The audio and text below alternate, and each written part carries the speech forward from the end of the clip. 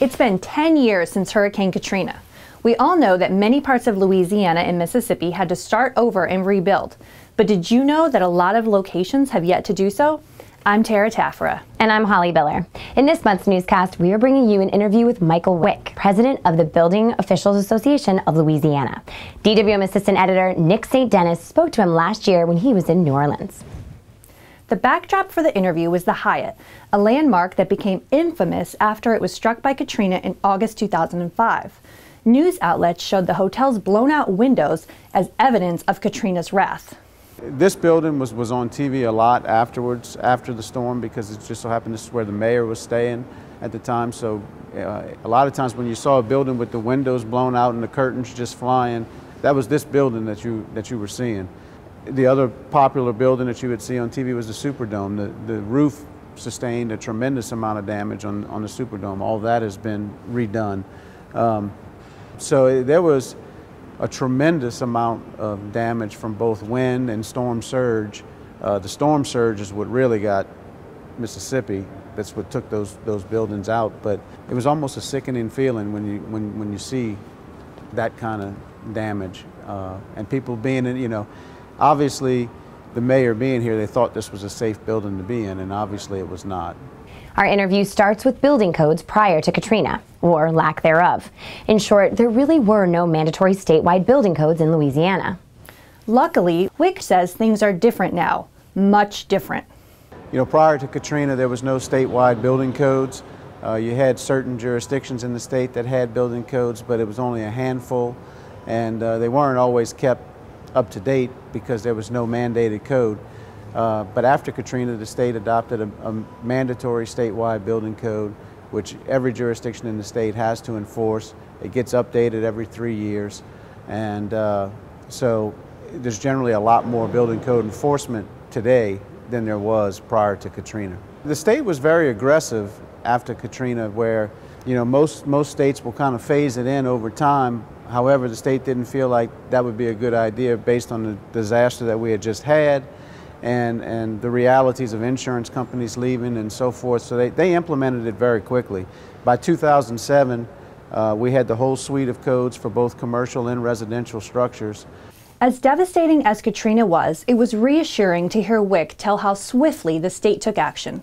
They certainly wanted to be prepared for any future megastorms. One thing we've seen over time was, you know, after Katrina, the wind maps in the IRC got pretty aggressive, and we've seen that tone back a little bit over the years, each edition that comes out, because they may have overestimated some of those wind speeds, but I think it was done out of an abundance of caution because, like you said, it was such a disaster, an unprecedented disaster. They were doing everything they could to prevent something like that from happening again.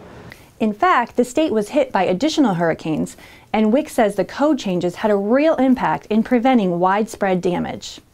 We've had storms since then. One of the parishes that I cover was a direct hit for Gustav in 2008. And if you rode around that parish, you could immediately tell what homes were built after Katrina and before Katrina. There was a tremendous difference. There was basically no damage to the homes built after Katrina, but the ones prior to Katrina suffering some significant damage. Those comments really show that it's not just a matter of code changes, they have to be enforced. That's right. Wick talked a lot about how this wasn't common practice prior to Katrina, and that enforcement definitely happens now. He says this is particularly good news for commercial structures. That's just the way it was. There was no enforcement. Nobody was keeping up with the most recent developments and what we should be doing. There were a lot of homes that held up just fine in Katrina, but I really think you saw a bigger impact on the commercial buildings because prior to Katrina, the only thing we were enforcing on commercial buildings was life safety codes. There was no building code. So, you know, there was a lot of significant buildings out there that sustained damage that probably shouldn't have sustained the amount of damage they did had we been following a code. Hurricane Katrina brought massive change to the construction industry. Wick also talked about how designing with glass evolved. Prior to the adoption of the codes, I don't think anyone was really paying attention to design pressure ratings for glass or impact glass or shuttering or any of those things. And of course, one of the things that came along with that as well was the energy requirements and so forth with glass, which is not necessarily a structural component, but those are the added benefits that we get from the codes as well. But yeah, there's a big emphasis now on making sure all windows and doors are design pressure rated properly, making sure that they're either impact glass or they're shuttered with approved shuttering systems. And we've seen more of a movement towards the impact glass, although it's not mandatory if shutters are an option. I think just economically people have found out that it's a feasible thing to do, and so you're seeing more and more use the impact glass.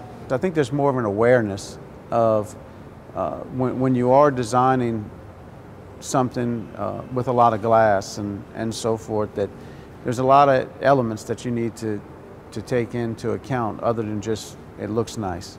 And so I think there's more awareness. I still think you have some very modern design buildings that you see today. But I think there's a lot more emphasis on the engineering behind those designs than there was prior. For much more on Katrina, see the June-July issue of Door and Window Market magazine. We hope you enjoyed this special report. We'll see you next time.